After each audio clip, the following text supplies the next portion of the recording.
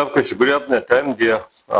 جیسے کہ آپ جانتے ہیں کہ 2026 الیکشن کا سال ہے، اور الیکشن کے سال کے حوالے سے ہم تمام جماعتیں اپنی تیاری پہ لگی ہوئی ہیں، اور اسی طرح مسلم لیگ بھی اپنی تیاری پہ لگی ہوئی ہے۔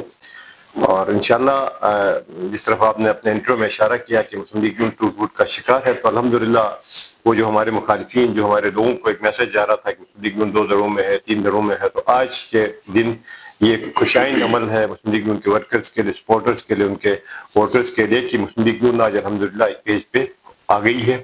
اور لا مالا آنا ہی تھا، کیونکہ ہمارا مفاد مشترکہ تھا، اور گلگت بلتستان کی تعمیر ترقی ہمارے ایجنڈے میں شامل تھی۔